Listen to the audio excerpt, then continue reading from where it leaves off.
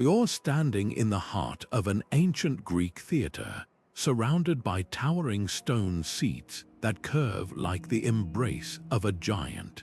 The air hums with anticipation, and then a single voice rises from the stage below. Even from the very back row, you hear every word, every sigh, as if the speaker were whispering directly into your ear. But this wasn't just a feat of engineering. It was a carefully crafted illusion, a psychological masterpiece designed to pull at your emotions and shape your thoughts.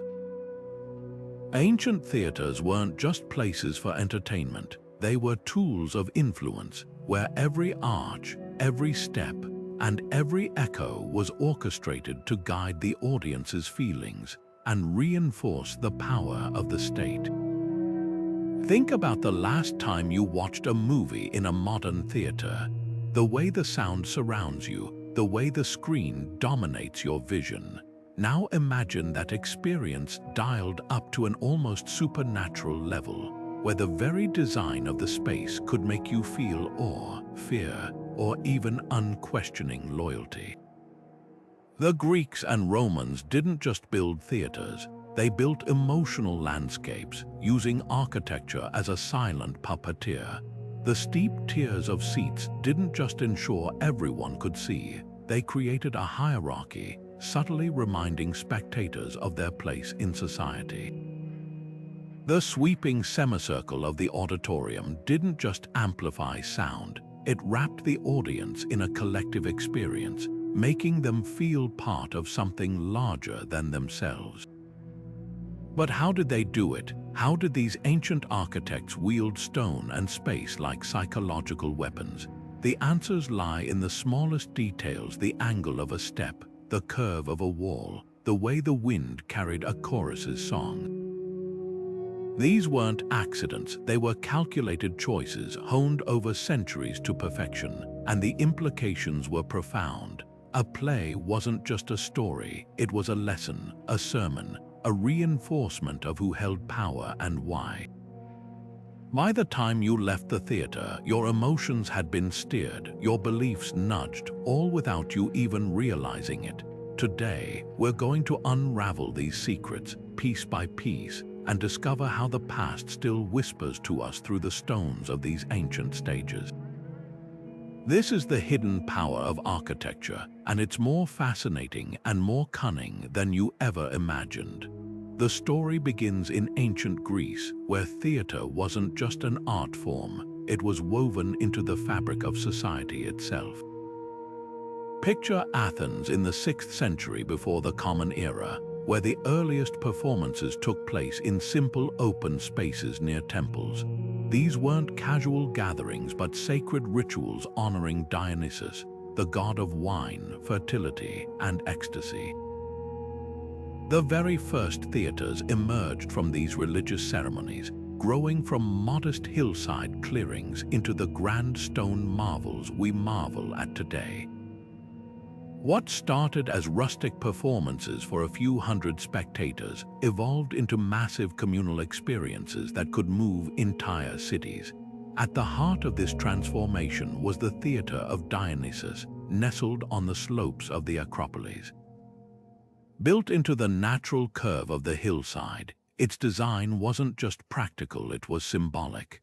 The circular orchestra where actors performed represented unity, while the tiered seating reflected the structure of Athenian democracy itself.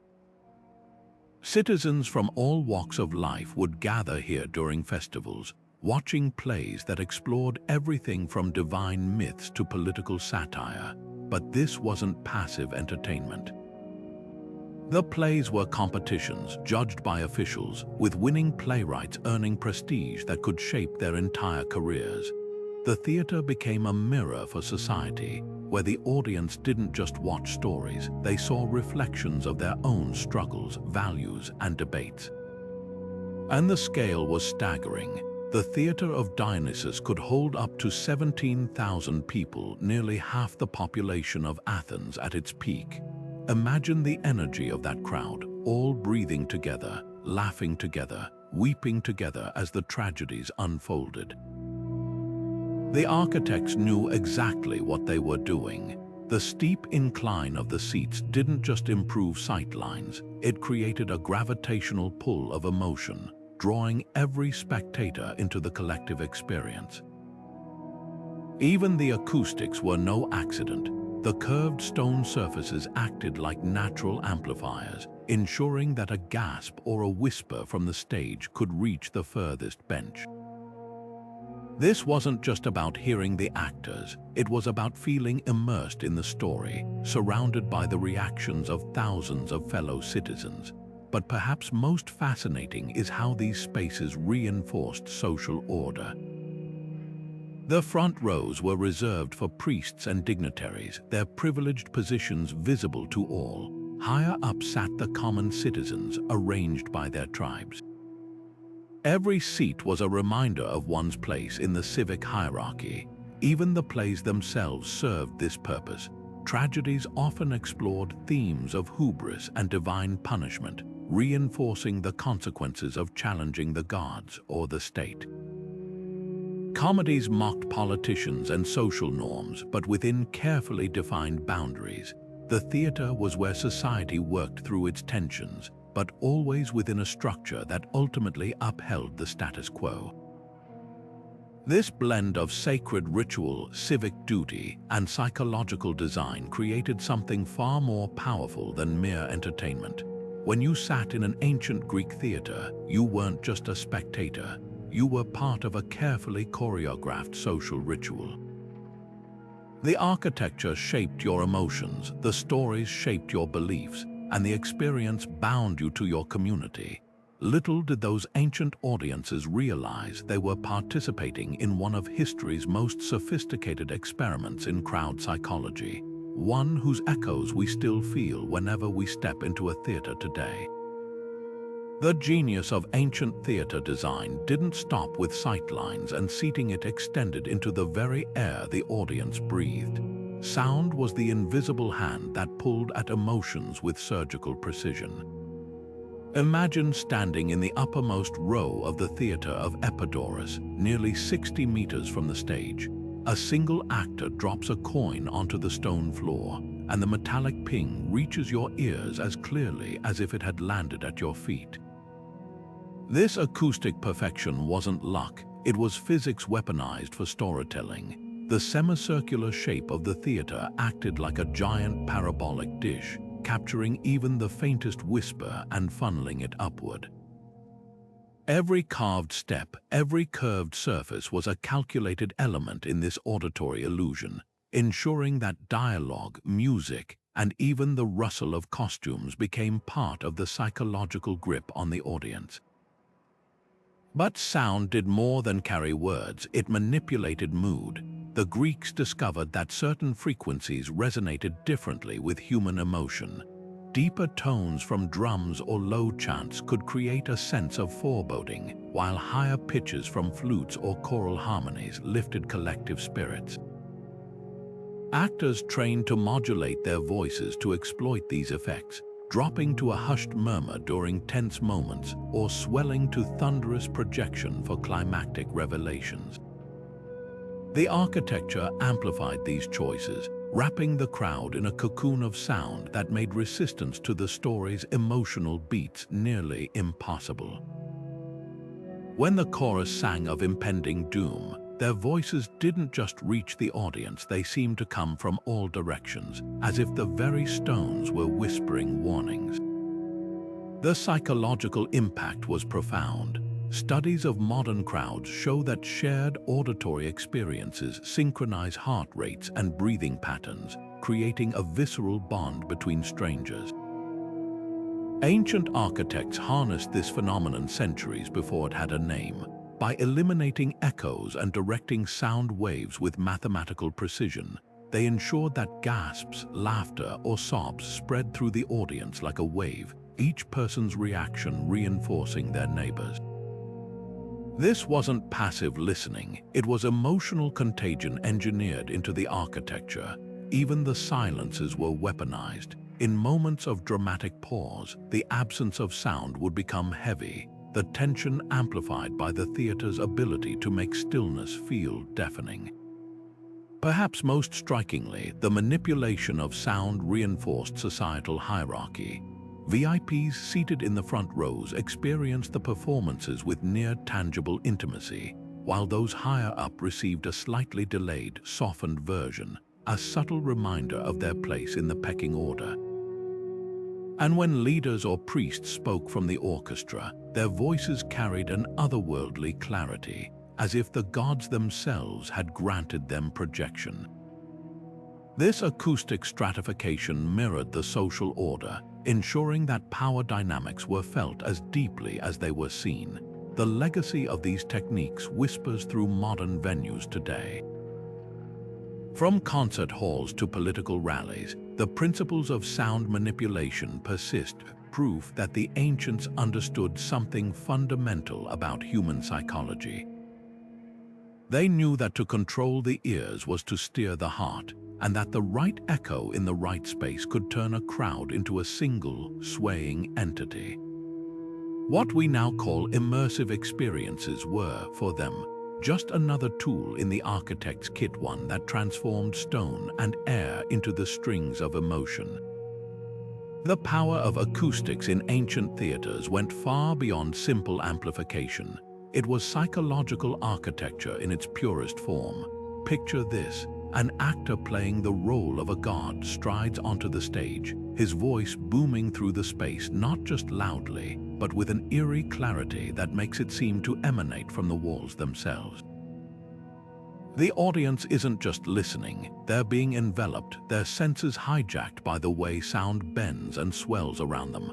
Limestone, the material of choice for many theaters, didn't just reflect sound, it gave it weight, a richness that made declarations feel like divine proclamations. This wasn't an accident. Architects understood that the right reverberation could turn a mortal speech into something supernatural, sending shivers down spines.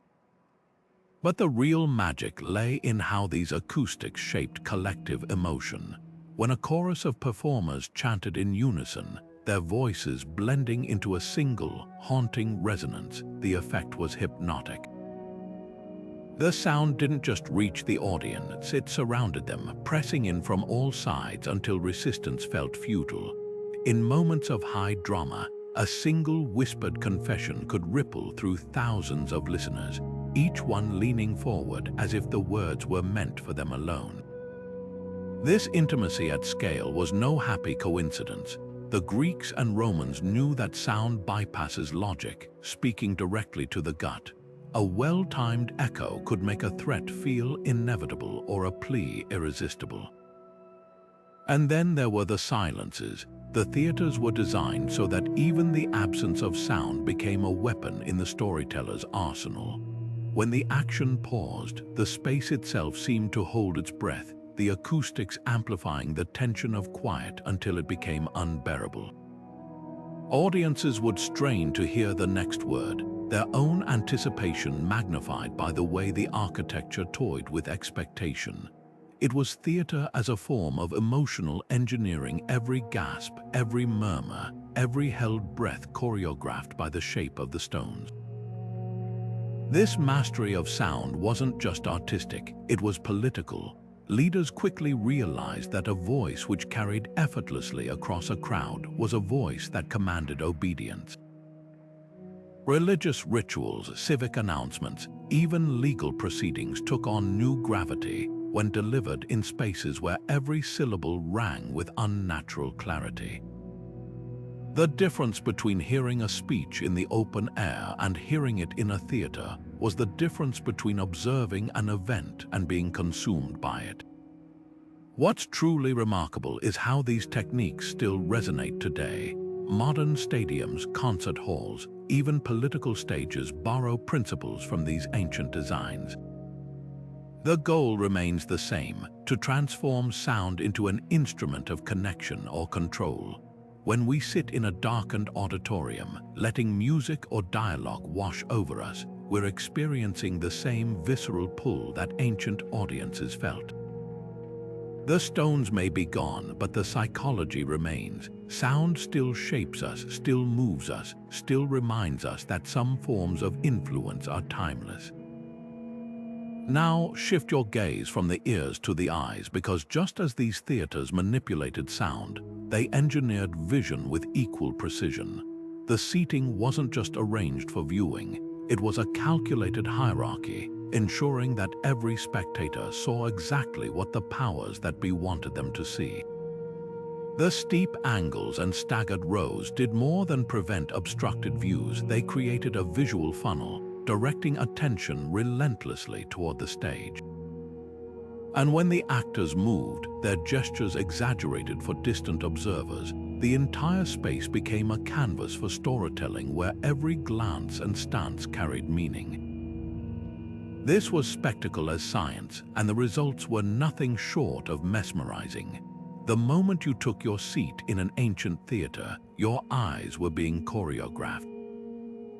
Those sweeping rows of stone benches weren't just arranged for convenience, they were a meticulously designed visual hierarchy.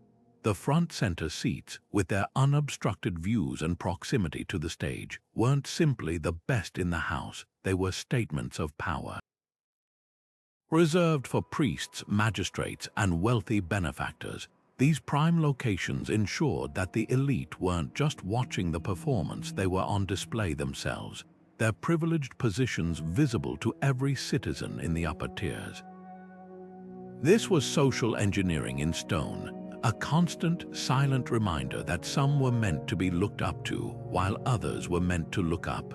Now raise your gaze to the stage itself. Raised several feet above the orchestra floor on a wooden platform called the proscenium. This elevation wasn't just practical, it was psychological. Actors didn't merely stand before the audience, they loomed over them, their stature exaggerated by the sloped seating that forced every spectator to tilt their chin upward. The effect was subconscious but potent. Power literally came from above. Even the masks they wore amplified this illusion. Carved from lightweight wood or linen, these oversized faces with their gaping mouths and widened eyes transformed human performers into near mythic figures. Anger, grief, joy, every emotion was amplified to cartoonish proportions, visible even to those in the farthest reaches. The masks didn't just help distant viewers see expressions, they simplified complex humanity into bold, archetypal strokes that bypassed critical thought and struck straight at the emotions. But the visual manipulation went deeper still. The skein, the permanent backdrop behind the stage, often resembled the facades of temples or palaces, blending fiction with reality. When a character portrayed a king or god, they didn't just wear a costume, they stood before architecture that reinforced their divine or royal stature. Scenery painted with forced perspective made shallow stages appear infinitely deep, while mechanical devices could make actors seem to ascend to the heavens or emerge from the underworld. Every optical trick served the same purpose, to make the impossible feel inevitable, the fictional feel authoritative. And then there was the choreography of the chorus. Positioned in the orchestra between stage and audience, these performers didn't just comment on the action, they physically guided the crowd's attention. Their synchronized movements created living arrows, their formations shifting to highlight key moments or characters. When they circled a protagonist, all eyes followed. When they recoiled in unison, the audience instinctively braced for revelation or danger. This was crowd psychology in motion, using human bodies to direct collective focus like a conductor leading an orchestra. What makes these techniques so fascinating is how seamlessly they blended with the content of the plays themselves. Tragedies often featured heroes whose fatal flaws mirrored the dangers of challenging divine or political order. Comedies might skewer specific politicians, but always within boundaries that ultimately reaffirmed the system. The visual language of the theater, the elevated stages, the hierarchical seating, the exaggerated masks reinforced these narratives at a primal level. You didn't just hear about power, you felt it in your neck as you craned upward, saw it in the disproportionate sizes of performers, absorbed it through the very angles of the architecture. This visual dominance wasn't unique to Greece. Roman theaters took the concept further, often building their venues on flat ground using vaulted supports to create even steeper seating, a physical manifestation of the empire's rigid social strata. Emperors would sometimes have their own boxes, positioned so that subjects had to choose between watching the performance or gazing upon their ruler. The message was clear: entertainment and authority were two sides of the same coin. Today, we still see echoes of these techniques whenever we enter a modern theater or stadium. The VIP boxes, the elevated stages, the way lighting directs our attention, all descend from those ancient innovations. But what the Greeks and Romans understood better than anyone was that vision isn't passive. Where we look shapes what we believe, and whoever controls the sightlines controls far more than just the view. They hold the keys to our attention, our emotions, and ultimately our allegiance.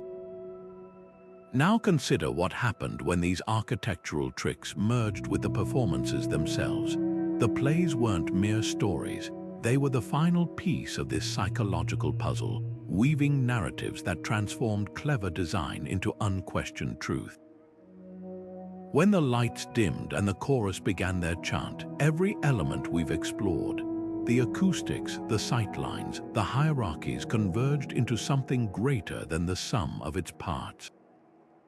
This was theater as a tool of statecraft, where the boundary between art and authority didn't just blur, it disappeared entirely. The plays unfolding on those ancient stages were never just stories. They were mirrors carefully angled to reflect the values those in power wanted to reinforce. Take Sophocles' Antigone, where a woman's defiance of royal decree leads to catastrophe. The audience didn't just watch her tragedy, they felt it in their bones, the acoustics amplifying every anguished cry, the steep seating making her isolation visceral. This wasn't drama for drama's sake. It was a masterclass in teaching citizens the perils of dissent, wrapped in the irresistible package of art. Even the comedies of Aristophanes, with their bawdy humor and political satire, followed an unspoken rule: you could laugh at the system, but never question its foundations. Mock a politician, absolutely. Suggest democracy itself was flawed, unthinkable. Religion wove through these performances like an invisible thread, binding myth to morality. Before the first actor even stepped on stage, rituals set the tone. Sacrifices to Dionysus, processions with sacred statues, hymns sung by robed priests. These weren't mere opening acts. They transformed the theater into a liminal space where the boundary between mortal and divine grew thin. When an actor portrayed a god, it wasn't just representation, it was invocation. The masks they wore weren't mere props, they were vessels, channeling the presence of deities into the performance. An audience primed by ritual wasn't just watching a play, they were participating in a kind of collective hypnosis, where the lessons of myth felt as real as the stone beneath them. Consider the Great Dionysia Festival, where attendance wasn't optional for Athenian citizens. It was civic duty, subsidized by the state. The plays performed, there were competitions, judged not just on artistry but on their moral resonance. Winning playwrights didn't simply earn applause, they shaped public consciousness. Aeschylus' Orsteia, with its themes of justice and reconciliation, wasn't just entertainment. It was propaganda for Athens' fledgling legal system, teaching citizens to trust courts over vengeance. The emotional crescendo of these plays, amplified by the theater's acoustics, left audiences weeping not just for fictional characters, but for the fragility of their own social order. And then there were the satyr plays, raucous, ribald comedies performed after grueling tragedies. Like a pressure valve, they released tension while reinforcing norms. After hours of watching hubris punished, audiences could laugh at exaggerated lust and folly, but the underlying message remained: stray too far from the path, and you'll end up a cautionary tale or a punchline. This one-two punch of tragedy and comedy made the propaganda palatable, even addictive. The brilliance of this system lay in its subtlety. No one left the theater thinking they'd been lectured. They believed they'd felt something profound, something true, and that's the most potent persuasion of all, when the hand guiding you stays hidden. Today, we see echoes of this in everything from political rallies to blockbuster films. The mediums have changed, but the mechanics remain eerily familiar. Tell a story so compelling, so emotionally charged, that the lesson slips past our defenses and lodges deep.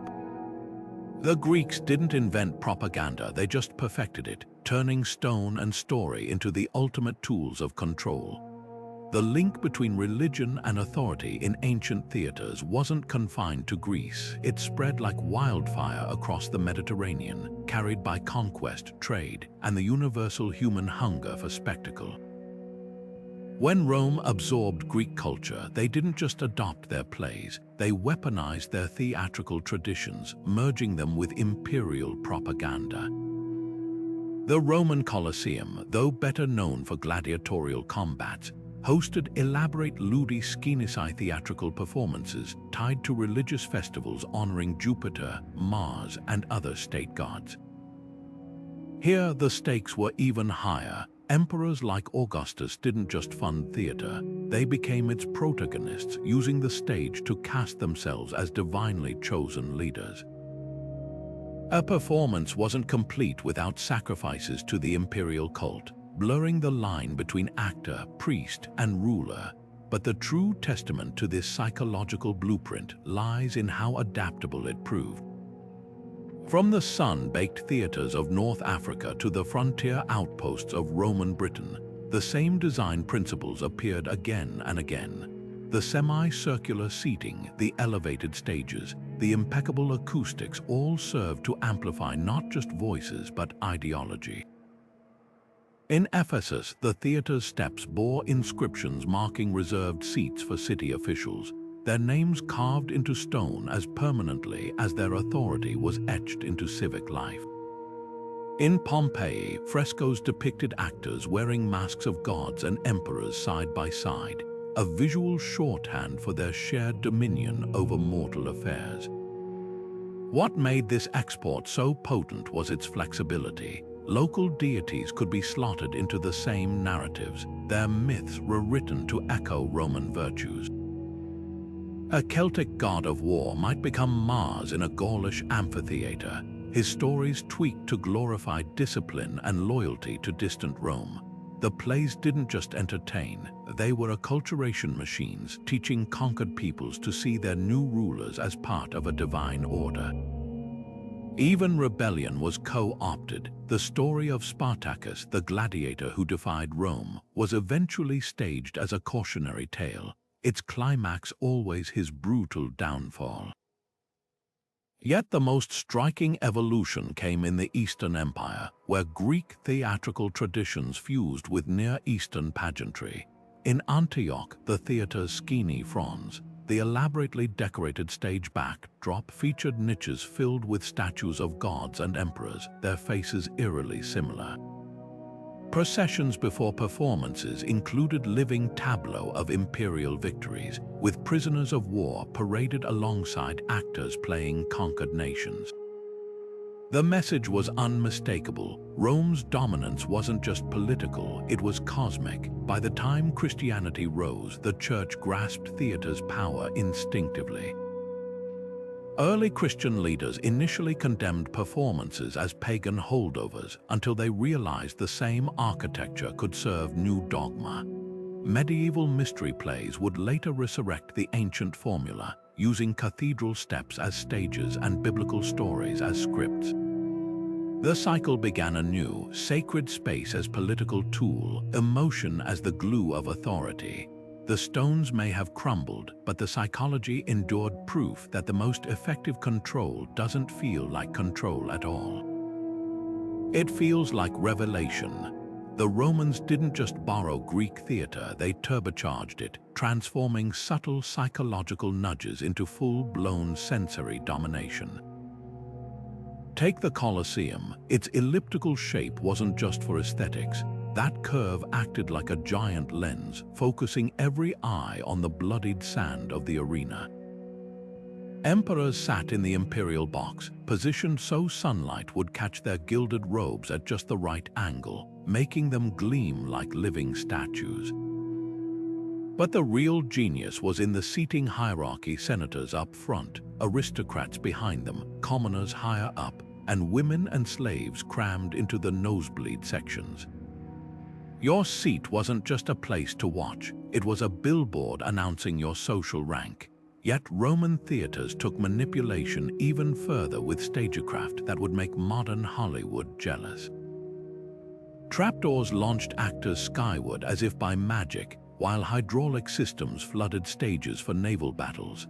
Lavish backdrops depicted conquered cities or mythological triumphs, merging imperial propaganda with entertainment. When a character playing Jupiter hurled thunderbolts from mechanical clouds, the message wasn't subtle. The gods endorsed Rome's rule, and so should you. The Greeks had used masks to amplify emotion. The Romans added rotating panels with multiple faces, allowing a single actor to switch personas in seconds, a visual metaphor for the empire's ability to assimilate cultures overnight. But the true masterstroke was how they weaponized the chorus. In Greek drama, the chorus commented on the action like a collective conscience. Roman playwrights kept the form but changed the function.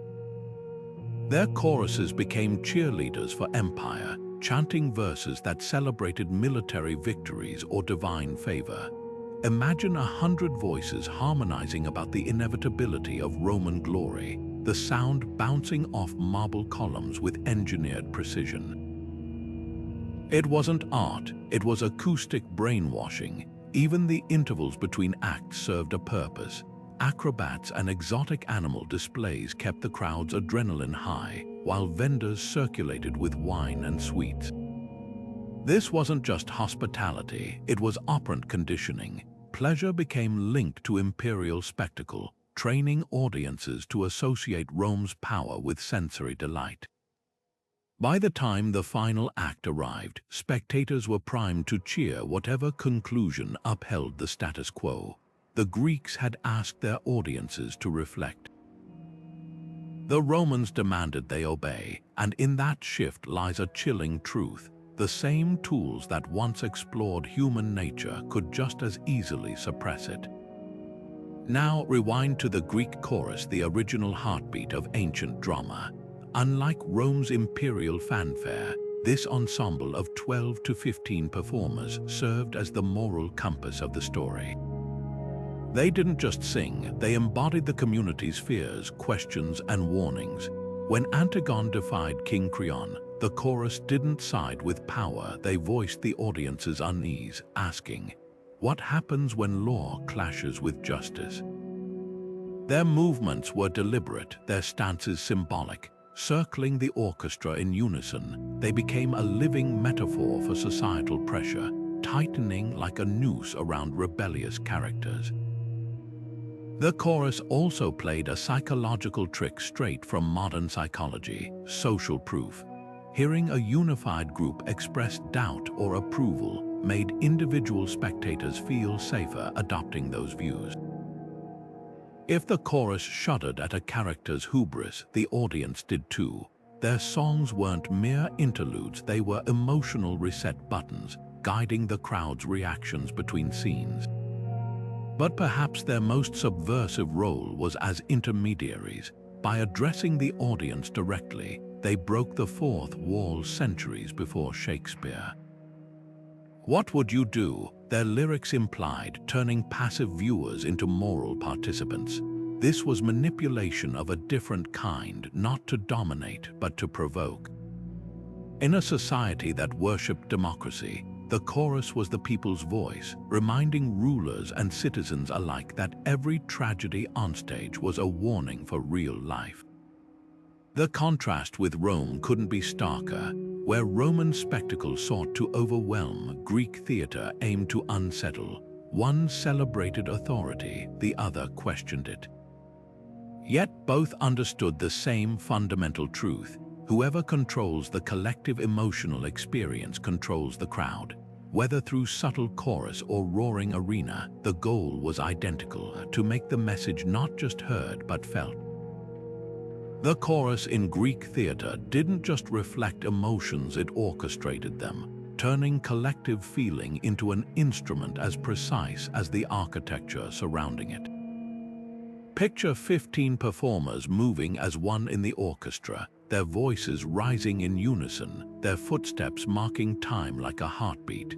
This wasn't mere accompaniment, it was emotional alchemy. When they swayed in mourning, the audience's shoulders slumped.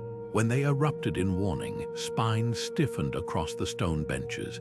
Their words carried the weight of tradition, their bodies becoming living metaphors for societal norms.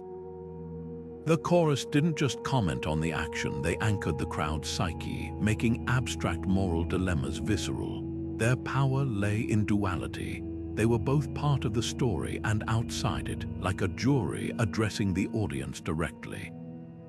In Oedipus Rex, when the chorus whispers, "No mortal is happy until his life is over," the line lingers like smoke, part prophecy, part lesson. Their strophes and antistrophes, structured verses sung while moving left, then right, weren't just poetic devices. They were psychological pendulums, swinging the audience's sympathies between characters.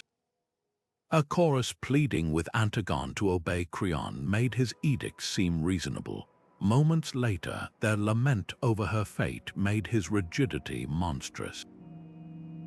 This push-pull was by design, a way to make the audience feel they'd arrived at judgments on their own. Modern psychology recognizes this technique as effective contagion, the phenomenon where groups subconsciously mirror each other's emotions. The Greeks weaponized it, the chorus's synchronized breathing, their shared glances, even their uniform masks erased individuality, turning them into a single organism audiences couldn't help but mimic. When they recoiled from Agamemnon's bloody return, the crowd's disgust flared in unison.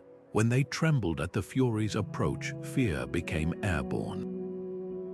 Playwrights knew that once the body was swaying to the rhythm, the mind would follow. Yet the chorus also served as a release valve. Their odes between scenes gave spectators time to process, their lyrical metaphors softening hard truths. After Oedipus gouges his eyes, the chorus doesn't confront the horror head-on. They sing of dark waves and ill winds, allowing the audience to grapple with agony at one remove. This was emotional manipulation at its most sophisticated, letting people feel they'd drawn their own conclusions while guiding them gently toward the playwright's intent. Fast forward to today, and you'll spot the chorus's descendants everywhere, from the murmuring crowds in Shakespearean soliloquies to the laugh tracks in sitcoms cueing when to chuckle. Even political rallies harness the same principles, where coordinated chants and staged reactions mold individual sentiment into collective fervor. The mediums have changed, but the mechanics remain eerily similar.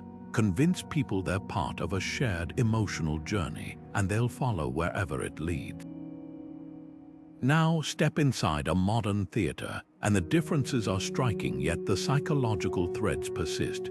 Today's stages may lack masked choruses, but lighting designers now play their role, using spotlights to direct attention like invisible fingers. Sound engineers replace the chorus's songs with carefully timed scores that swell at key moments, manipulating heartbeats with synthesized strings. Even the seating, though no longer carved from limestone, still clusters audiences in darkness, their reactions rippling through rows like echoes in an ancient orchestra. But perhaps the most telling evolution is in who controls the narrative.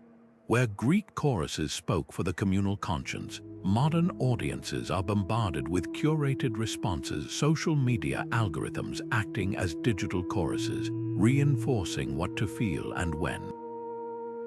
The technology is light years ahead, but the goal is the same. Synchronize the crowd, and you don't just tell a story, you shape belief. The Greeks would nod in recognition. After all, they wrote the playbook. Walk into any modern theater as the house lights dim, and you'll feel it, the collective inhale, the subtle shift in posture as shadows swallow the room. That moment of anticipatory silence isn't accidental. It's the culmination of centuries of design evolution, where ancient manipulation tactics wear contemporary disguises. Today's velvet seats slope toward the stage, not unlike Greek stone benches, funneling attention to a single focal point. Surround sound systems don't just amplify dialogue, they replicate the acoustic precision of Epidaurus, making whispers crawl along your spine. Even the flicker of a projector mirrors the torchlight that once danced across ancient masks, casting larger-than-life shadows that feel almost alive. Yet the parallels run deeper than architecture. Consider the Marvel Cinematic Universe, where heroic themes swell at just the right moment to cue goosebumps, or horror films that use sub-bass frequencies to trigger primal unease. These aren't just storytelling choices, they're emotional engineering, direct descendants of the Greeks, understanding that sound moves bodies before it changes minds. Stadium concerts take it further, with LED screens and synchronized pyro ensuring every attendee, whether in the front row or the nosebleeds, experiences the same manufactured euphoria.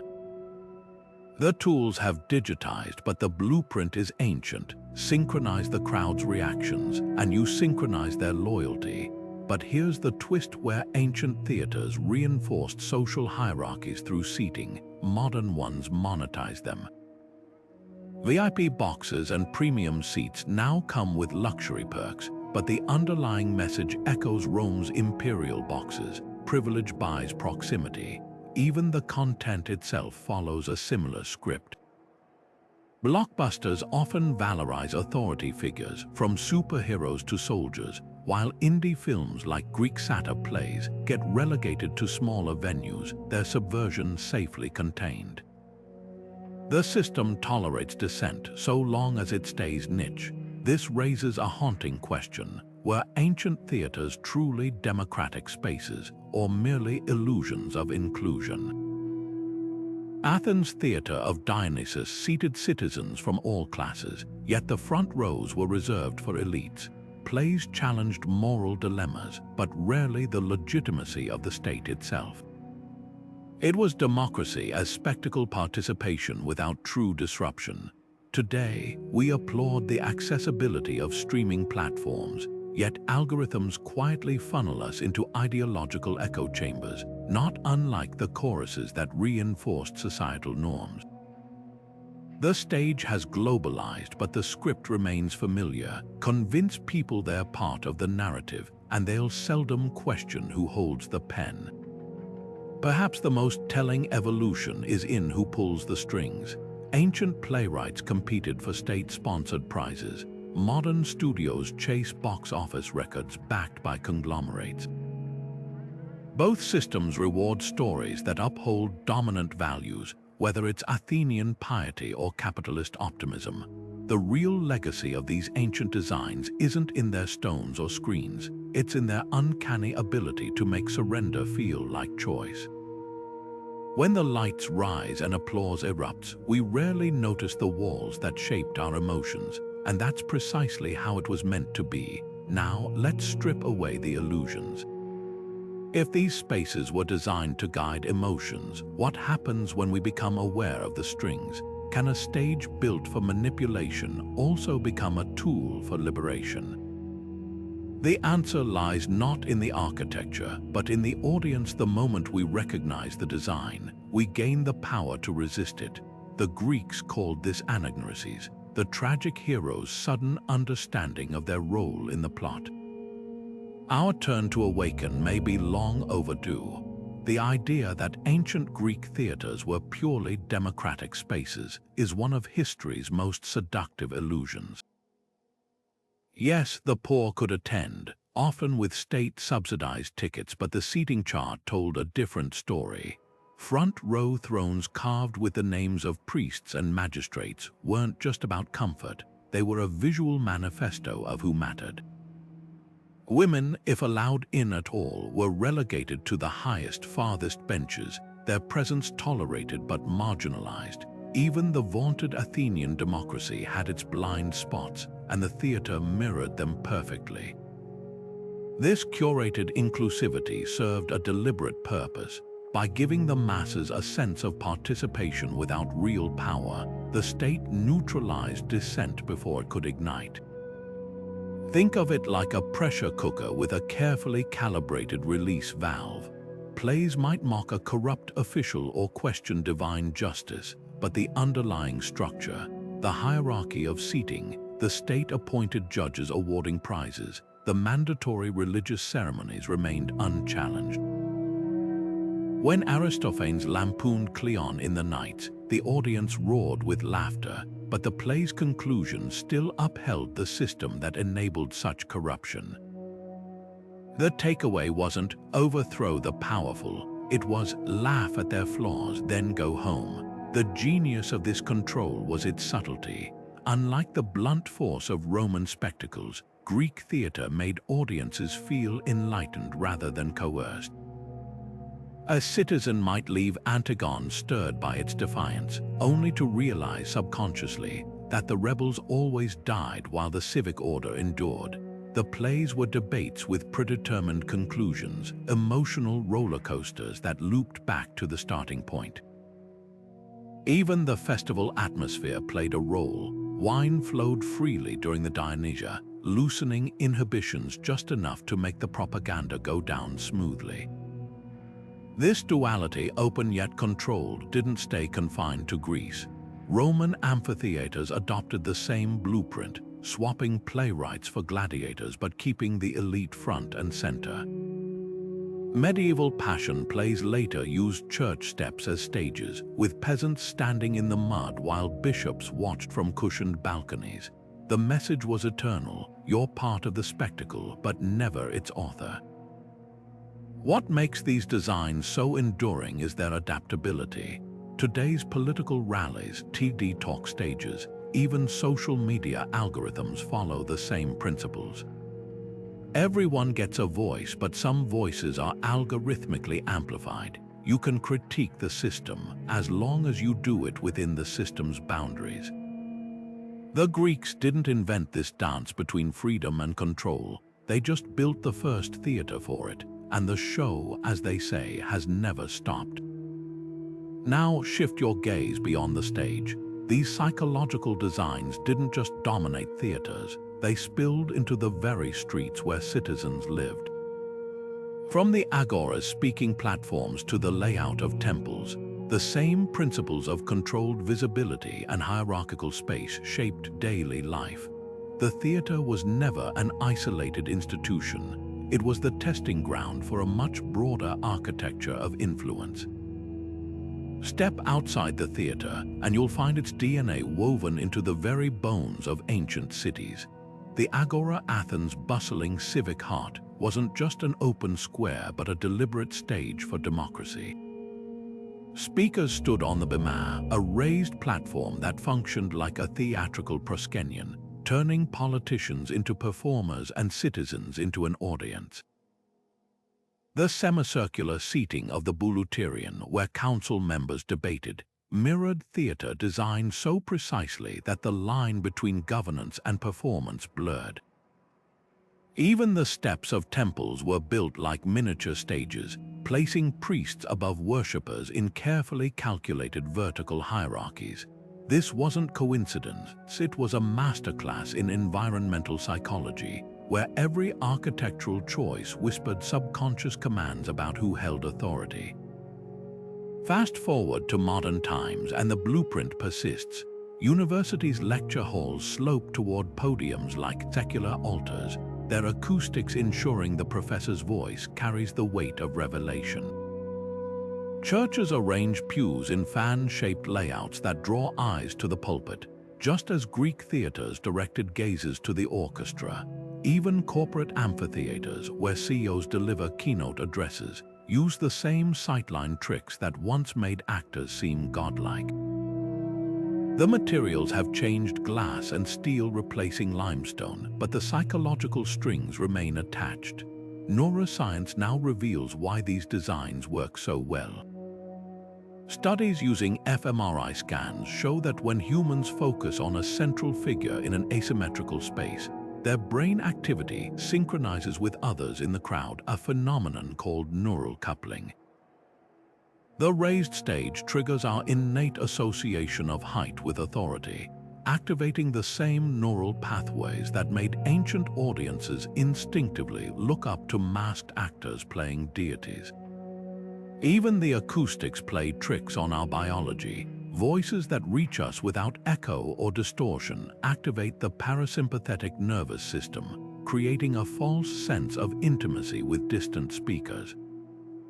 Perhaps most strikingly, modern stadiums demonstrate how these principles scale. Political rallies seat supporters in curved tiers that funnel energy toward the podium, while jumbotrams magnify leaders' faces like the exaggerated masks of Greek tragedy. The same techniques that once made 17,000 Athenians weep for Oedipus now make millions cheer for pop stars or politicians, proof that the architecture of emotion transcends time.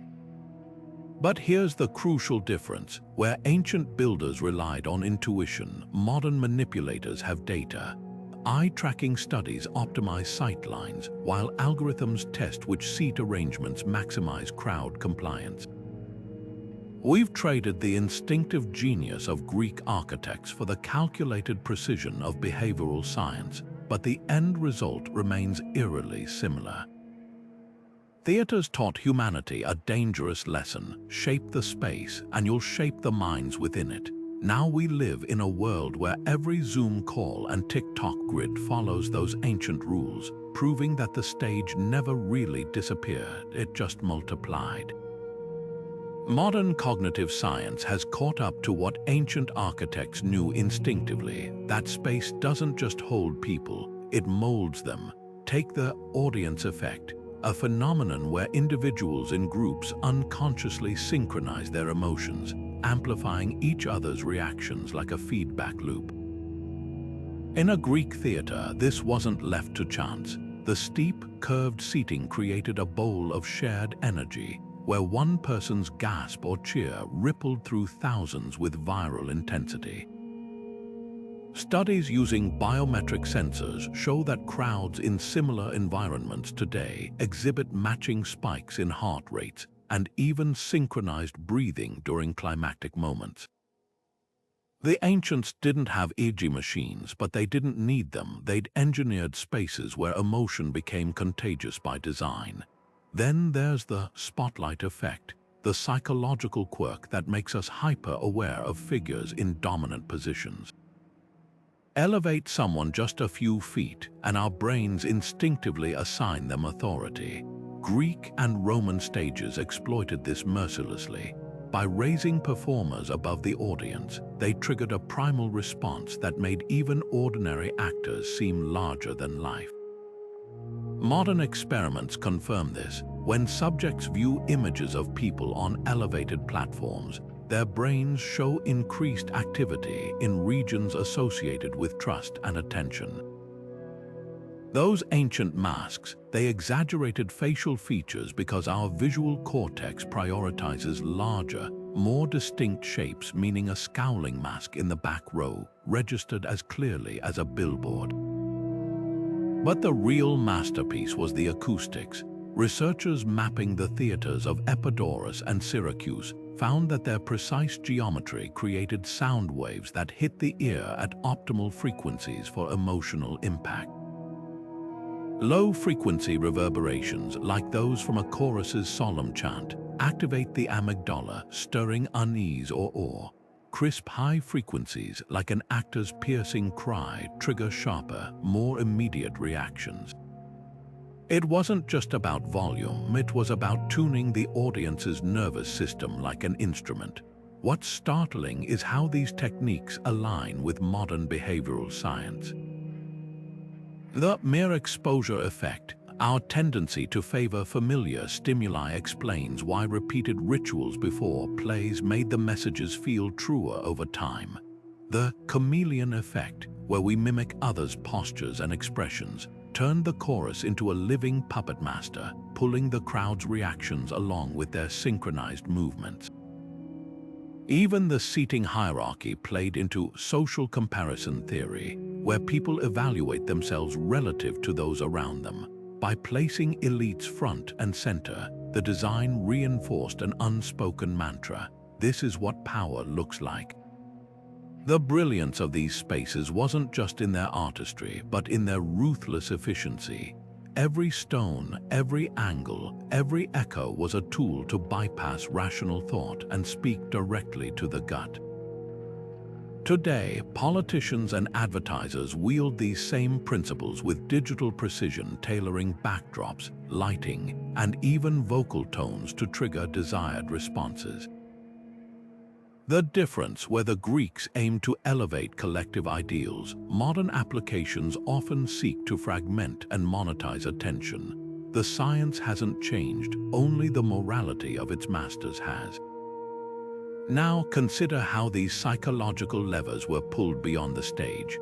Political orators in the Roman Forum didn't just speak, they performed, pacing across marble platforms designed to bounce their voices toward key voter blocks. When Cicero denounced Catiline, his words weren't just heard, they were felt, the space itself turning accusation into physical force. This was persuasion as architecture, where the walls conspired with the speaker to bend minds.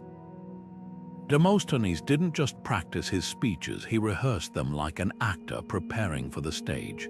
Legend says he filled his mouth with pebbles to perfect his enunciation, stood on cliffs to project over crashing waves, even delivered verses while running uphill to master breath control. These weren't just exercises in eloquence, they were lessons in theatrical command. When he stepped into the Athenian assembly, every sweeping gesture, every calculated pause, every thunderous crescendo was choreographed to seize the crowd's emotions. The line between statesman and performer had vanished. This fusion of politics and theater wasn't unique to Athens. Roman senators hired vocal coaches to mimic the resonant tones of tragedians, while their hand movements mirrored those of masked actors playing gods. The trick worked because it exploited a primal truth. Humans don't just listen to speeches, we experience them. A well-timed pause can make a mediocre line sound profound. A sudden drop to a whisper can pull an audience forward in their seats. These techniques didn't merely convey ideas, they bypassed logic and tapped directly into the amygdala, where fear and admiration are born. Fast forward to modern podiums and the playbook remains unchanged. Watch a skilled politician stride across a stage, their steps timed to applause lines, their gestures widening with each crescendo. Televised debates are shot with dramatic lighting and tight close-ups, turning policy discussions into performances. Even protest chants borrow from Greek choruses, using repetition and rhythm to unify crowds into a single roaring entity. The tools have evolved. Microphones replace stone acoustics, social media amplifies reach, but the goal is identical: emotion as the engine of persuasion. Yet this theatricality had a darker purpose: stifling dissent. In ancient assemblies, speakers who mastered dramatic techniques could drown out opponents not with better arguments, but with sheer visceral impact. A rival might have facts, but the trained orator had presence, the kind that made crowds cheer before he'd finished a sentence. Theaters taught leaders to weaponize empathy, casting critics as disruptors of communal harmony. When a demagogue wept while recounting Athenian sacrifices in war, who dared interrupt with dry statistics about troop deployments. The design of political spaces reinforced this imbalance. Just as theaters funneled attention to the stage, government buildings elevated speakers above audiences. Rome's rostra platform forced citizens to crane their necks upward, literally looking up to authority. Modern equivalents are subtler but no less effective. Think of the raised dais in the UN General Assembly, or the way campaign rallies position leaders against fluttering flags and soaring banners. These aren't neutral backdrops, they're psychological scaffolding, propping up authority through subconscious cues. Even the timing of speeches borrowed from theater's emotional pacing. Greek plays alternated high-intensity scenes with lyrical odes, giving audiences whiplash between arousal and catharsis.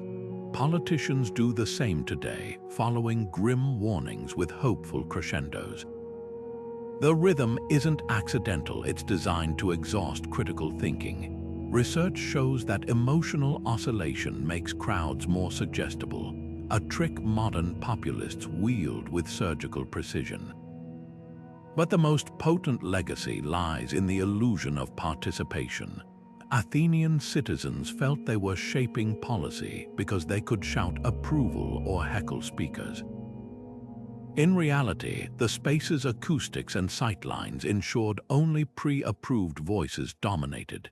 Sound familiar, modern town halls and social media forums create the same theater of inclusion, where everyone has a microphone but few have true amplification. The Greeks didn't invent the illusion of democracy, they just built the first stage for it. Now, tilt the lens slightly, and you'll see how these techniques could flip from control to subversion.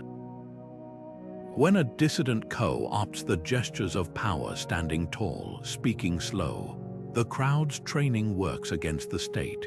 The real tragedy of ancient theater wasn't that it taught manipulation, but that it forgot its own lessons could be turned against the manipulators.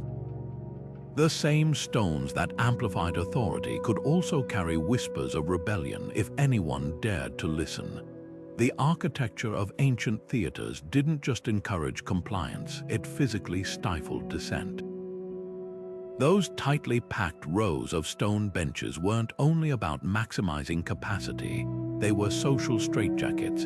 Imagine trying to voice opposition when your neighbor's shoulders press against yours, when rising to your feet would disrupt hundreds of sightlines.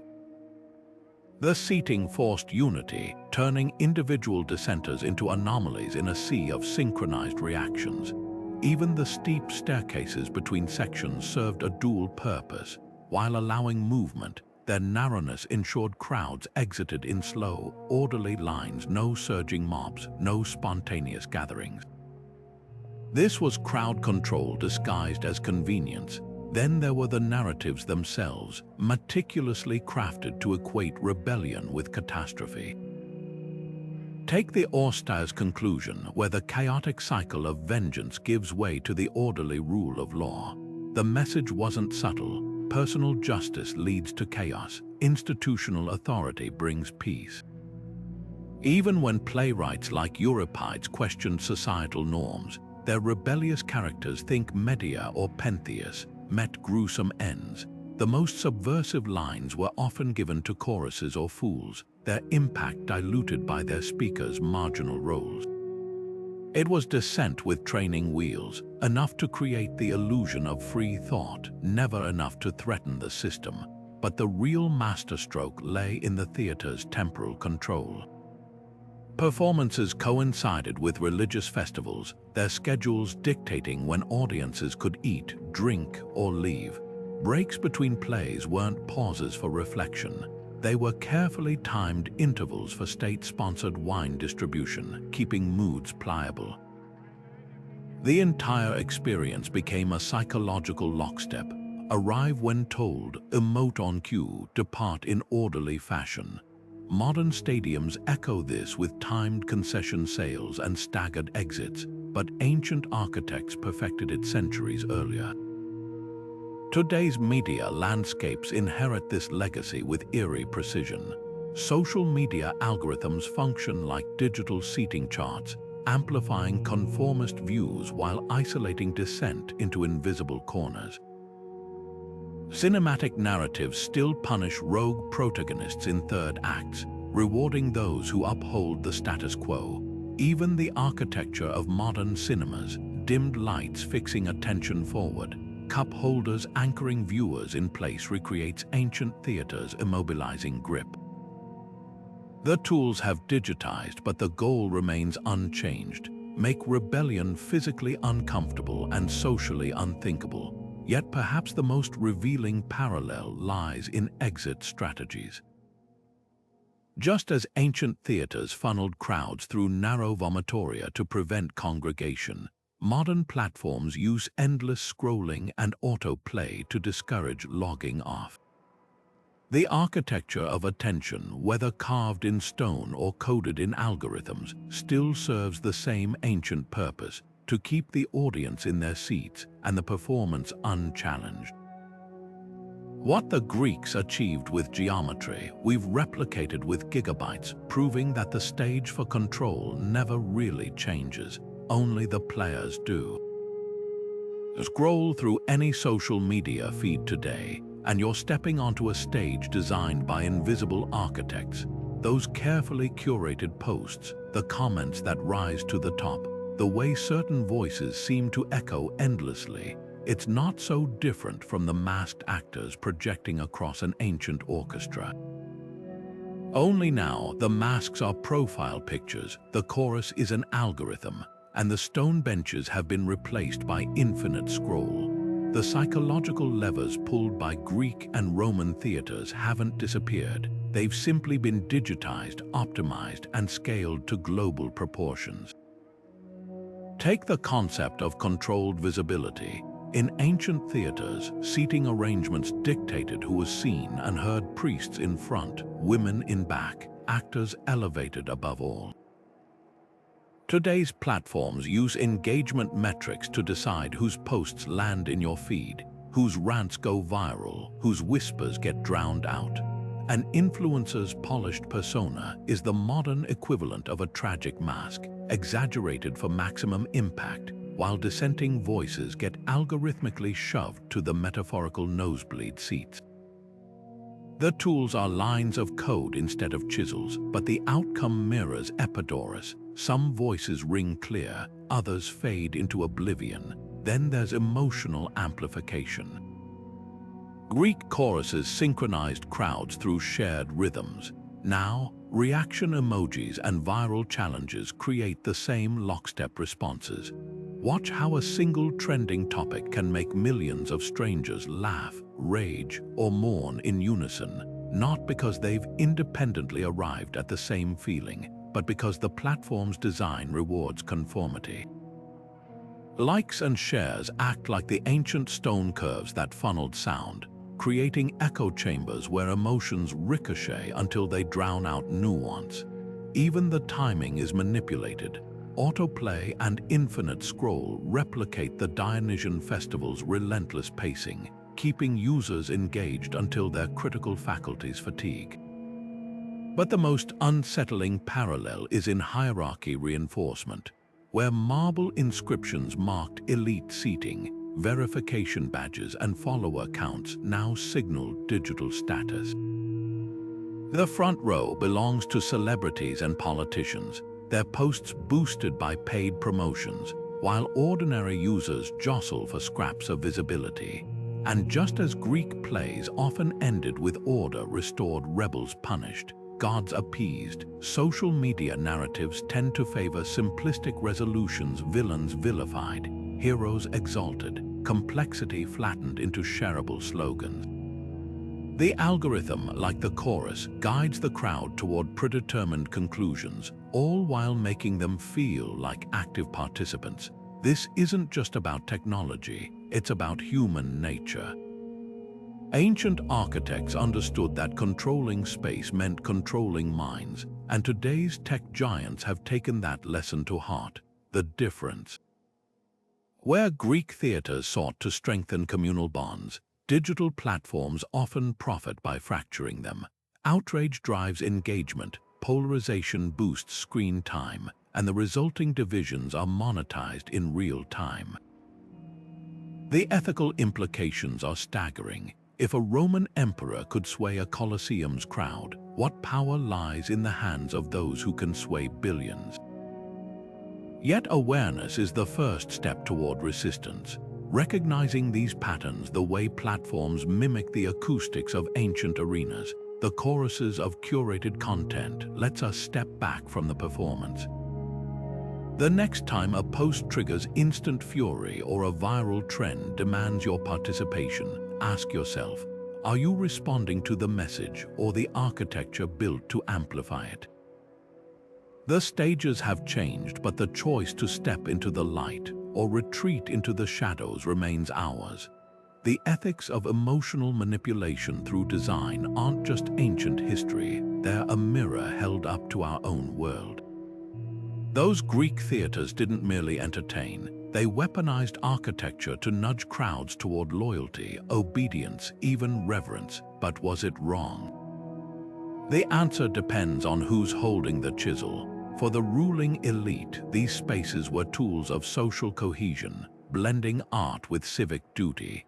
Yet for the dissenter forced to weep at a play glorifying conquest, they were cages of the mind disguised as culture. This duality lives on in modern advertising's dopamine-triggering color schemes, political rallies staged for viral outrage, and urban layouts that herd commuters like sheep. Influence isn't inherently evil, but when it strips away agency, the line between inspiration and indoctrination blurs. Consider the paradox: the same techniques that united communities also silenced marginalized voices. Athenian theater fostered democracy while excluding women from performing. Roman spectacles celebrated empire as they dehumanized prisoners of war. Even the acoustics that made choruses transcendent could drown out lone protesters with their engineered harmonies. The brilliance of these designs lies in their ability to make complicity feel like participation, a trick modern algorithms repeat daily. Your social media feed, tailored to keep you scrolling, or the grocery store's labyrinthine layout nudging you toward impulse buys, are descendants of those ancient blueprints. The methods have polished, but the moral dilemma remains unchanged. When does persuasion become coercion? Yet not all cultures surrendered to these manipulations. The indigenous peoples of the Andes, for example, built their sacred spaces in concentric circles rather than hierarchical tiers, emphasizing communal equality over centralized authority. Their rituals lacked the Greek chorus's psychological grip, opting instead for participatory dances where every voice mattered equally. Similarly, some African oral traditions relied on call and response storytelling, distributing narrative power among listeners rather than funneling it through a single, elevated performer. These alternatives prove that emotional resonance doesn't require engineered control. It can flourish in designs that honor autonomy.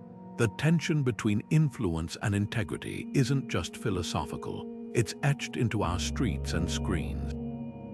Ancient architects had no peer-reviewed studies on crowd psychology, yet their intuitions about human behavior were eerily precise.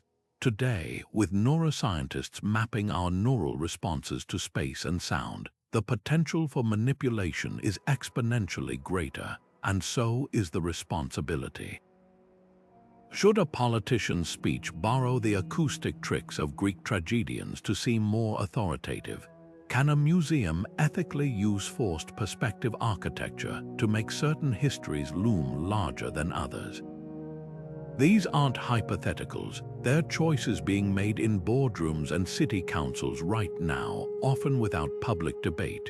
Resistance then and now starts with awareness. Just as some Athenian playwrights smuggled subversive themes into their dramas, Euripides' The Trojan Women critiquing war under the guise of myth, modern designers can create spaces that empower rather than entrap. Imagine concert halls where acoustics amplify diverse voices instead of privileging soloists, or digital platforms that reward nuance over outrage. The tools of emotional architecture aren't inherently oppressive. They're waiting for hands that wield them with transparency and respect. The stones of ancient theaters whisper a warning. Design is never neutral. Every curve, every echo, every sightline is a silent argument about who matters and who obeys. The question isn't whether we'll keep using these techniques. We can't help but shape the spaces that shape us. The real challenge is whether we'll do it with our eyes open, building worlds that elevate rather than exploit. After all, the most enduring stages aren't those that dazzle audiences, but those that remind them they're free to look away. Plato saw the theater's emotional grip as a threat to reason itself. In the Republic, he warned that poetry and drama could make citizens feed and water the passions, instead of mastering them, like watering weeds instead of crops. His solution banned poets from the ideal city. This wasn't just philosophical nitpicking. It was a recognition of theater's primal power to bypass logic and rewrite hearts. Yet, even as Plato wrote, other thinkers like Aristotle were defending drama's cathartic value, arguing that watching tragedies could purge harmful emotions. The debate wasn't just about art, it was about who controlled the levers of human psychology and whether audiences were thinkers or puppets. Beyond Greece, some cultures rejected theatrical manipulation outright. The Spartans, ever wary of distraction, banned elaborate performances, seeing them as soft Corinthian decadence. Jewish and early Christian leaders condemned Roman spectacles not just for their violence, but for their hypnotic crowd effects. The way 1,000 voices could cheer for bloodshed as easily as for bread. In China, Confucian scholars distrusted performers for confusing the people's hearts, preferring ritual music with strict, emotion-regulating harmonies. These weren't puritanical quirks, they were cultural immune responses to the same psychological mechanisms the Greeks had weaponized. Yet the most fascinating resistance brewed within the theaters themselves. Playwrights became masters of the subversive wink, smuggling critique into state-sponsored festivals. Euripides the Bacchae seemed to celebrate religious frenzy until you noticed how the god Dionysus mirrored Athens' own imperial arrogance. Aristophanes' Lysistrata wrapped anti-war sentiment in raunchy comedy, letting laughter smuggle dissent past the censors. Even the structure of Greek tragedy played double agent. The very fatal flaw trope that reinforced moral lessons could also ask, what if the system, not the hero, was truly broken? The audience, too, found ways to push back. Ancient graffiti from Pompeii's theater reveals spectators heckling unpopular actors, a reminder that crowds could reject the script. In Rome, when Nero forced citizens to attend his narcissistic performances, they reportedly faked illness or clapped at all the wrong moments. These weren't just petty rebellions, they were proof that emotional engineering had limits. No matter how perfect the acoustics, how hierarchical the seating, human minds could still crack the code. This tension between control and chaos, manipulation and defiance shaped theaters across cultures. While Greek designs funneled attention inward, Japanese no-stages extended walkways into the audience, symbolizing the permeable boundary between performer and spectator. Medieval mystery plays turned entire towns into theaters, with citizens acting out biblical stories in their own streets, a democratization of the dramatic experience. Even the Elizabethan groundlings, standing in the pit of the Globe Theatre, defied the social order by mingling with nobles in the galleries. The variations reveal a universal truth. Every culture that embraced theater wrestled with its power. Some amplified control, like Rome's Coliseum, where the emperor's box loomed over the sand. Others, like India's Sanskrit dramas, wove audience interaction into performances, breaking the fourth wall with improvised verses. The stages themselves became arguments about authority, about community, about who gets to script reality. Today, this duality lives on in every viral tweet that subverts algorithmic expectations, every protest performance staged in authoritarian squares. Theaters taught us that space shapes belief, but also that no design is airtight. However carefully architects arrange the stones, someone will always find a way to stand where they're not supposed to shout what they're not meant to say. The real drama wasn't on the stage, it was in the silent tug of war between those who built the walls and those who refused to stay within them. Step away from the Mediterranean, and you'll find theaters that whisper entirely different psychological scripts. In Japan, no stages rose like minimalist temples, their polished cypress floors reflecting moonlight during nighttime performances. Unlike the sprawling Greek theatrons, these were intimate squares, often just 18 feet across, with a single gnarled pine tree painted on the back wall, a symbol of eternity. The actors' slow, deliberate movements and hollow wooden masks didn't exaggerate emotion like Greek theatrics. They distilled it into something spectral. A tilt of a mask's angle could transform grief into serenity, proving that emotional manipulation doesn't require grandeur, just precision. The bridge leading to the stage, called the Hashigakari, wasn't merely an entrance. It represented the passage between worlds, priming audiences to suspend disbelief before the first chant echoed. Meanwhile, halfway across the globe, the Maya built their amphitheaters as celestial instruments. At Capon, the hieroglyphic stairway doubled as seating during rituals, its steps inscribed with royal propaganda meant to be read beneath the stars.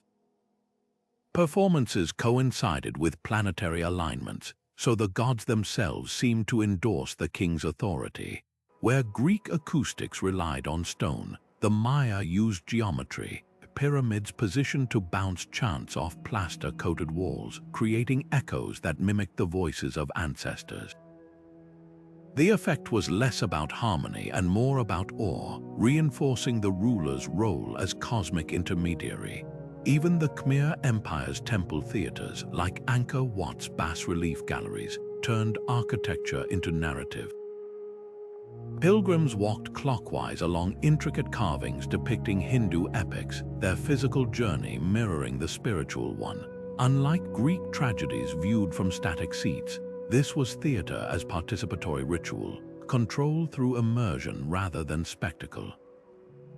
The message was clear: power wasn't just observed, it was walked, breathed, and internalized. What unites these designs isn't their aesthetics but their intent. Whether through No's symbolic restraint, Mayan astronomical theatrics, or Khmer sacred paths, each culture weaponized space to guide collective emotion.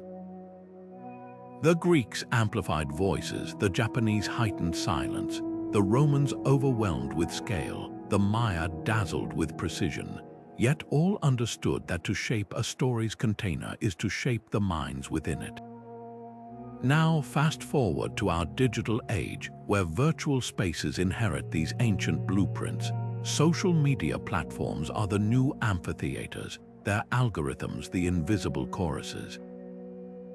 Infinite scrolls replace stone seating, keeping us immobilized just as effectively. But the stakes have multiplied. Where ancient architects swayed thousands, today's designers influence billions. The stages have dissolved into pixels, but the playbook remains eerily familiar. Control the space, and you'll control the story. Virtual reality may feel like a futuristic leap, but its roots stretch back to those ancient stone theaters. Today's VR designers wield headsets instead of hammers, yet they're chasing the same elusive goal: total sensory control. The moment you strap on a headset, you're stepping into a modern orchestra, your vision funneled, your hearing manipulated, your emotions choreographed by unseen architects. Just as Greek theaters used steep seating to dominate sightlines, VR glasses narrow your field of view to whatever the creators choose to highlight, those haunting acoustics that made ancient choruses sound divine. Replaced by 3D spatial audio that can make a whisper crawl up your neck or a roar shake your bones, the tools have changed, but the playbook remains uncannily familiar. Take haptic feedback, the subtle vibrations in VR controllers that mimic the feeling of touching virtual objects. This isn't so different from the way Greek actors would stomp their sandals rhythmically on the wooden stage, sending tremors through the audience's benches during climactic moments. Both tricks exploit the same neurological quirk. Our brains blur the line between physical sensation and imagined experience. When an ancient theater made the ground shudder as Oedipus blinded himself, or when a VR game makes your palms sweat as you hold a crumbling ledge, the result is identical. Your body reacts before your mind can question the illusion. Even the social dynamics echo across millennia. Ancient theaters grouped crowds to amplify collective reactions. Today's multiplayer VR spaces use avatars and proximity chat to recreate that communal energy. Watch strangers in a virtual concert wave glowing sticks in unison, or soldiers in a training simulation move as one unit, and you're seeing the same psychological forces that once made Greek choruses so potent. The masks have digitized into customizable skins, but the function hasn't changed. They simplify identity, freeing people to lose themselves in the role. But here's where the comparison grows unsettling. Where ancient architects had to work within physical limits, stone can only amplify sound so far. Sight lines bend at certain angles. Digital spaces face no such constraints. A VR designer can engineer impossible acoustics, warp perspective with a keystroke, even tweak your virtual heartbeat to sync with dramatic beats. The stakes are higher because the manipulation is more precise. When Roman emperors packed the Coliseum to glorify their power, the propaganda stayed confined to those walls. Today's virtual experiences can follow you home, lingering in memory with eerie persistence. This brings us back to the original question with newfound urgency. Ancient theaters weren't just built for entertainment, they were testing grounds for influence. Their architects understood that whoever controls the sensory environment steers the collective psyche. Now, as we stand on the brink of a VR revolution, their legacy demands our attention. Not to reject these immersive wonders, but to engage them with open eyes, to recognize that every headset, like every stone bench, comes with invisible strings attached. The real lesson of antiquity isn't about avoiding manipulation. It's about deciding who gets to hold the controls and to what end. Re-evaluating ancient theaters as purely artistic spaces or instruments of control misses their true brilliance. They were both, and that tension is precisely what made them so powerful. Imagine a playwright like Sophocles standing before 17,000 Athenians, his words bouncing off limestone with godlike clarity. His tragedies explored profound moral dilemmas, giving voice to individual suffering, yet their performances were state-sponsored events judged by officials.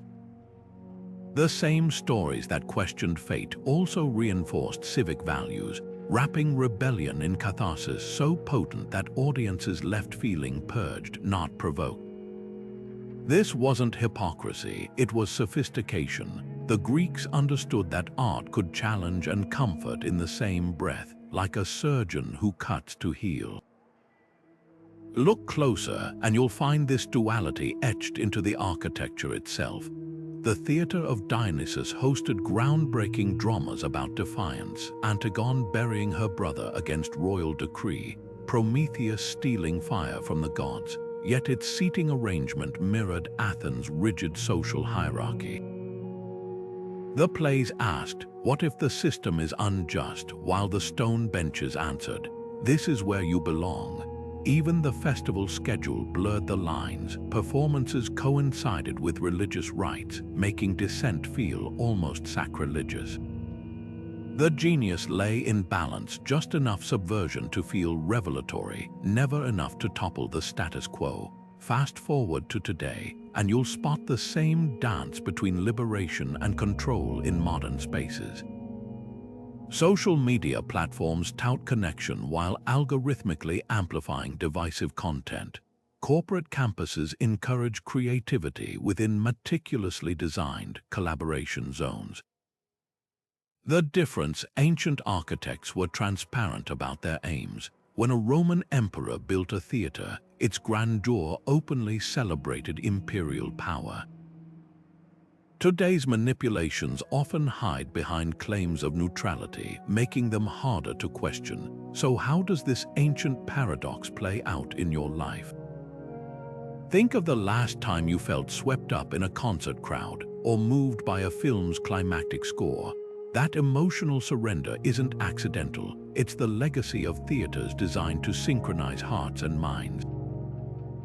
Notice the subtle hierarchies in your workplace's open floor plan, or the way your favorite app's interface nudges you toward certain choices. These aren't neutral designs, they're descendants of the same psychological architecture. The key isn't to reject these influences, but to recognize them, to appreciate the artistry while spotting the strings. The true lesson of ancient theaters isn't that art and control are opposites, but that they're inseparable. Every space we inhabit, virtual or physical, carries this dual potential. The Greeks celebrated this complexity. Their stages were laboratories where society experimented with its own boundaries. Today, we can honor their legacy by engaging with our own cultural stages, not as passive spectators, but as critics, creators, and occasionally, rebels who rewrite the script. Walk into any concert hall today, and you'll find the ghost of Greek theaters lingering in the rafters. That elevated stage isn't just for visibility, it's a psychological pedestal, making performers seem larger than life. The spotlight that follows a singer, a modern descendant of the way ancient architects used sunlight to illuminate masked actors. Even the seating fanning out in carefully tiered rows recreates the same hierarchical sightlines that once reinforced social order. These aren't accidents, they're time-tested blueprints for controlling attention. Now glance at your Zoom grid during a corporate meeting. The boss's video feed dominates the screen not because of seniority alone, but because the platform's algorithm mimics the front row privileges of ancient elites. Every pin this speaker click is a digital echo of carving a magistrate's name into stone seating. Lighting designers today wield the same emotional tools as Greek torchbearers. Notice how museums spotlight artifacts with dramatic shadows, making history feel sacred. Or how TED Talk stages bathe speakers in warm tones while keeping audiences in cool darkness, a trick straight from the playbook of Roman amphitheaters, where emperors gleamed under oil lamps as crowds melted into the night. Even your smartphone screen uses these principles. The infinite scroll is the digital equivalent of steep theater seating, funneling your gaze downward without escape. Narratives shape us just as powerfully. Politicians don't just present policies, they frame them as three-act dramas with villains, heroes, and climactic resolutions. Advertisers cast products as magical solutions in 30-second tragedies. Social media platforms engineer feeds to deliver emotional arcs: outrage followed by catharsis, suspense rewarded with viral payoff. These patterns bypass logic because they speak the ancient language of theater: conflict, tension, release. The moment you recognize these designs, their spell weakens. Seeing the strings doesn't ruin the performance, it empowers you to choose when to surrender and when to resist. That's why authoritarian regimes still fear artists and architects. They know subversion begins with understanding how space tells stories. Now peer into the not-so-distant future, where augmented reality glasses overlay digital stages onto city streets, and biometric sensors adjust virtual acoustics to your heartbeat. The next evolution of emotional architecture won't just surround you, it will live under your skin. The next frontier of emotional architecture isn't carved from stone, it's woven from neural networks and biometric data. Imagine slipping on augmented reality glasses that don't just overlay digital images onto the world, but adjust their glow to match your pulse, dimming when you're calm, flaring crimson when you're agitated. Brain-computer interfaces already allow paralyzed patients to control robotic limbs with their thoughts. It's only a matter of time before advertisers and politicians harness that same technology to measure your subconscious reactions to their messages in real time. The Greeks amplified voices with limestone curves. Tomorrow's influencers might fine-tune their pitches based on your amygdala's firing patterns, whispering directly to your fight or flight instincts before your rational mind can object. This isn't science fiction, it's the logical endpoint of techniques pioneered in ancient theaters. Where Greek choruses used synchronized movement to bond crowds, future social platforms could deploy AI-generated avatars that mirror your posture and speech rhythms, creating instant false intimacy. The Roman Coliseum bombarded spectators with overwhelming spectacle. Modern virtual reality can simulate that sensory overload with haptic suits that make your skin crawl during horror scenes or warm during sentimental ones. Even the hierarchical seating of antiquity finds its echo in algorithmic filtering. Your social media feed already functions like a digital skein, elevating certain voices while burying others in the cheap seats of your attention. Yet the ethical stakes have never been higher. Ancient architects manipulated emotions within physical limits you could always walk out of the theater. But what happens when these triggers live inside your contact lenses, or when personalized media bubbles tailor every song, news clip, and advertisement to your psychological vulnerabilities? The Greeks at least debated these questions openly. Plato warned about poetry's power to corrupt, while Aristotle defended its cathartic value. Today's emotional engineers often operate in Silicon Valley black boxes, optimizing for engagement metrics without pausing to ask what prolonged exposure to algorithmic puppetry does to human autonomy. There's a chilling symmetry between past and future. Roman emperors used bread and circuses to pacify the masses. Modern corporations might one day offer subscription-based emotional regulation premium calm for a monthly fee. The Theatre of Dionysus reinforced social hierarchies through seating. Facial recognition in smart stadiums could soon adjust pricing based on your perceived income bracket. The tools have evolved from chisels to code, but the end game remains startlingly familiar. Whoever controls the architecture of attention controls the crowd. This isn't a call to reject progress, but to engage with open eyes. Ancient theaters teach us that emotional design isn't inherently oppressive, it's about intent. The same acoustic principles that once made choruses sound divine could help dementia patients reconnect with memories through resonant music therapy. Augmented reality might guide phobia sufferers through exposure therapy with graduated simulations. The key lies in transparency and consent. Unlike the Greeks, we have the chance to build stages where the audience chooses the script. The curtain hasn't closed on this story, it's merely lifting on its most transformative act. As we stand at the crossroads of neural tech and ancient psychology, one truth becomes clear. The future of emotional architecture won't be decided by engineers alone, but by all of us. Will we be passive spectators, or will we demand stages where manipulation serves enlightenment rather than obedience? The stones of Epidaurus whisper that the answer begins with recognizing the strings and deciding who gets to pull them. Ancient theaters were more than stone and seats. They were psychological instruments designed to shape hearts and minds. Think of them as the original virtual reality, where every curve, every echo, and every shadow was calibrated to guide emotions.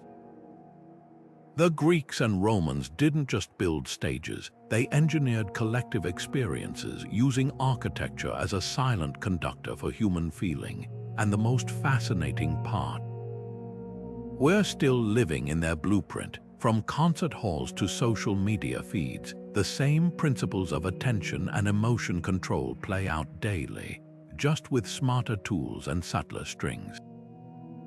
Consider the parallels, those carefully tiered seats that funneled attention toward the stage. They're reborn in the algorithmic hierarchies of your social media feed, where certain voices float to the top while others fade into obscurity. The chorus that synchronized ancient crowds through rhythm and repetition. It's alive in the viral hashtags and trending topics that dictate what we discuss, when and how passionately. Even the masks have digitized our profile pictures and avatars, serving as modern proxies for the exaggerated expressions that once projected emotion to the back row. The technology has evolved, but the human psychology it exploits remains unchanged. Yet here's the crucial difference. Where ancient audiences rarely question the design, we have the tools to dissect it. Understanding these techniques isn't just academic, it's a survival skill in a world where every click, swipe, and scroll is part of someone else's script. When you recognize how a platform's layout nudges your attention, or how a video's soundtrack tugs at your pulse, you reclaim a measure of control. Awareness is the first step toward autonomy. This isn't about rejecting the power of design. The magic of theater, whether ancient or modern, lies in its ability to transport us, to make us feel connected to something larger than ourselves. But it's also about recognizing that every stage, physical or digital, comes with invisible boundaries. The Greeks celebrated this tension. Their greatest plays questioned fate and authority, even as their theaters reinforced social order. That duality is their real legacy, the reminder that spaces can both inspire and confine, and that our job is to navigate them with eyes wide open.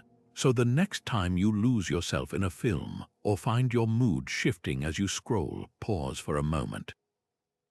Listen for the echoes of Epidaurus in the surround sound. Spot the ghost of the Greek chorus in the comments section. The stages may have changed, but the playbook endures. And now that you've seen behind the curtain, you're no longer just an audience member. You're a critic, a participant, and maybe even a rebel rewriting the script. Thanks for joining this journey through the hidden psychology of space and power. If this exploration resonated with you, don't forget to like, subscribe, and share your thoughts below. The conversation doesn't end here, it's just the first.